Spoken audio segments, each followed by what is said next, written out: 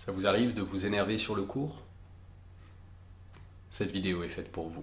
Je suis Antoine Menet, préparateur mental de sportifs. J'accompagne des sportifs, des équipes à la performance en compétition.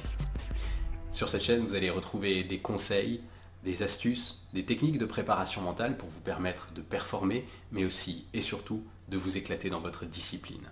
Alors, comment avoir un mental d'acier au tennis? Bien sûr, il y a les idées assez classiques de méditation. Et c'est des idées que je vous recommande. Si la méditation vous intéresse, vous attire, mais à tout prix, méditez. Méditez le plus possible. Alors pas forcément pendant des heures non plus, mais en tout cas quotidiennement, même 5 minutes, 10 minutes, un quart d'heure, le temps que vous avez à votre disposition, mettez-le à profit pour méditer, ça va vous faire du bien sur le long terme. Mais parfois, à court terme, on a besoin de solutions aussi, et la vidéo que vous regardez est là pour ça. Alors, l'idée d'avoir un mental d'acier, c'est pas une idée qui va venir, c'est pas une réalisation qui va venir en claquant des doigts. Ça va nécessiter un certain entraînement, un peu finalement comme la méditation, et on va faire un lien tout de suite. C'est ce premier conseil, c'est de développer des outils qui vous permettent de travailler votre tranquillité au quotidien. Et ça renvoie tout de suite à la question de où est-ce que vous en êtes dans votre quotidien. Effectivement, si votre quotidien est chaotique, ça risque d'être chaotique sur le terrain.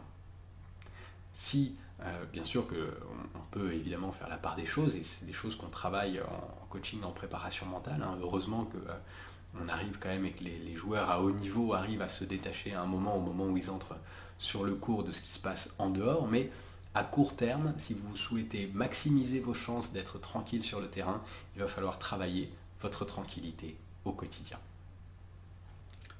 Le deuxième conseil pour développer cette force mentale, c'est de connaître vos forces techniques. De connaître vos forces techniques, de connaître vos forces techniques, de connaître vos forces en jeu. Parce que votre mental va avoir besoin, au moment où ça va être plus difficile, pour avoir confiance, pour avoir l'énergie, l'envie, la capacité de se dire eh ben oui, je peux encore le faire. Eh bien pour faire ça, il va falloir qu'il connaisse vos forces, qu'il ait cette confiance et donc que vous ayez la capacité de les avoir extrêmement rapidement à disposition. Pour ça, la meilleure technique que je connaisse, c'est encore de les écrire. C'est de les lister, de régulièrement mettre à jour cette liste et de se dire où est-ce que j'en suis de mes forces, où est-ce que j'en suis de ce que je suis capable de faire en cas de problème, si vraiment je suis dominé, sur quoi est-ce que je peux compter qui est solide et fondateur dans mon tennis. Si vous avez la réponse à ça, votre confiance en vous va augmenter et donc vos réactions vont pouvoir gagner en sérénité. Troisième technique, troisième astuce, avant ça, je vous propose, si vous êtes encore là et que la vidéo vous plaît, de la liker et de vous abonner si vous souhaitez continuer à recevoir des notifications concernant mes nouvelles vidéos. Et on passe tout de suite donc à la troisième technique, qui est l'idée de savoir switcher. Switcher, c'est l'idée de savoir changer d'état intérieur. Réussir à se dire, ok, là je suis dans une situation où mon état intérieur ne me permet pas de déployer mon meilleur tennis, je le sais. Je suis contrarié, je suis énervé, je suis triste, je suis déçu, je suis... Peu importe, je sais que ce n'est pas dans cet état-là que je suis au top, au sommet, que je suis dans mon meilleur tennis. Donc, apprendre à changer d'état interne, changer d'état intérieur. Et ça, alors ça se travaille à nouveau en coaching, mais vous pouvez le travailler vous-même en observant vos propres émotions et en vous disant à quoi est-ce que ça ressemble mon meilleur état. Et comment est-ce que je vais générer ça?